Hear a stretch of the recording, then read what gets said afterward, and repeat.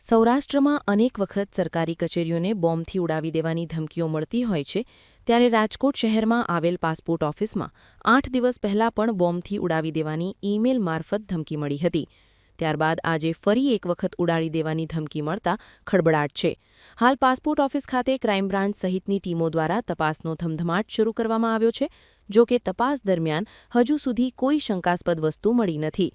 ઉલ્લેખનીય છે કે રાજકોટ પાસપોર્ટ ઓફિસમાં સમગ્ર સૌરાષ્ટ્રમાંથી લોકો આવતા હોય છે, ત્યારે વારંવાર મળતી આવી ધમકીઓને કારણે અરજદારોને ભારે હાલાકીનો સામનો કરવો પડી રહ્યો છે. રાજકોટ પાસપોર્ટ ઓફિસને બોમ્બથી ઉડાવી દેવાની ધમકી મળતા જ ખળભળાટ મચ્યો છે. હું તમને જે લાઈવ દ્રશ્યો બતાવી રહ્યો છું, પાસપોર્ટ ઓફિસ ખાતેથી લાઈવ દ્રશ્યો છે તે આપણે બતાવવાનો પ્રયાસ કરીશું, જ્યાં બોમ્બથી ઉડાવી દેવાની ધમકી મળતા જ crime branch, SOG, dog squad સહિતની ટીમો દ્વારા અત્યારે તપાસ શરૂ કરવામાં આવી છે. જોકે હજુ સુધી કોઈ પણ શંકાસ્પદ વસ્તુ ન મળી હતી, પરંતુ જે લોકો પાસપોર્ટ ઓફિસમાં ગુજરાત સૌરાષ્ટ્રભરમાંથી લોકો આવતા હોય છે તેમને અત્યારે સુરક્ષિત રીતે બહાર ખસેડવાની કામગીરી હાથ ધરવામાં આવી છે. અવારનવાર પાસપોર્ટ ઓફિસ અને સરકારી કચેરીઓમાં સહિતને કોર્ટમાં જે બોમ્બથી ઉડાવી દેવાની ધમકી મળે છે.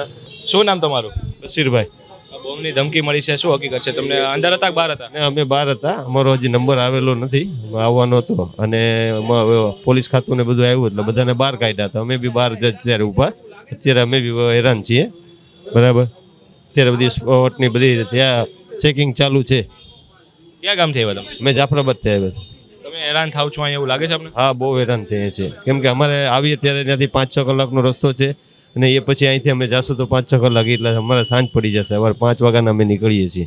જે રીતના સૌરાષ્ટ્રભરમાંથી લોકો પાસપોર્ટ કઢાવવા આવતા હોય છે અને આવી રીતના બોમ્બની ધમકી મળે છે, ત્યારે લોકો પણ હેરાન પરેશાન થઈ રહ્યા છે. ત્યારે બીજા લોકો છે તેમની સાથે વાત કરીશું. શું નામ ભાઈ તમારું? અંકુરભાઈ. પાસપોર્ટ ઓફિસે પાસપોર્ટ કઢાવવા આવ્યા છો અને બોમ્બની ધમકી મળી છે. તમે બહાર હતા કે અંદર હતા? અંદર હતા. તમને ક્યારે જાણ થઈ કે બોમ્બની ધમકી મળી છે? મેં ફોર્મ ભરતા હતા ત્યારે જાણ કરી કે ભાઈ તમે બધા નીકળી જાઓ બહાર, અત્યારે અંદરથી બોમ્બની અફવાઓ મળી છે, એટલા માટે ચેકિંગ અત્યારે કરે છે લોકો. કોના દ્વારા તમને કહેવામાં આવ્યું કે બોમ્બની ધમકી મળી છે? અને આ સિક્યુરિટી ગાર્ડે અમને બહાર કાઢ્યા હતા કે તમે થોડીક વાર માટે પ્લીઝ બહાર નીકળી જાઓ, અત્યારે ચેકિંગ કરવાનું છે. ક્યાં ગામથી તમે આવ્યા છો? ગોંડલથી. લાગે છે તમે પાસપોર્ટ ઓફિસે આવ્યા હેરાન પરેશાન થતા હોય, અવારનવાર બોમ્બની ધમકી મળે છે? અવારનવાર બોમ્બની ધમકી મળે છે. અત્યારે તો આપણે સિક્યુરિટી પણ ટાઈટ તો રાખવી જ પડે ને. અત્યારે નીકળે આપણને ધમકી મળી હોય તો આપણે જેને તાત્કાલિક પગલાં તો લેવા પડે, એવું ફરજિયાત જ હોય. એટલા માટે ભલે ને અત્યારે થોડી ઘણી તકલીફ પડે પણ થઈ જશે.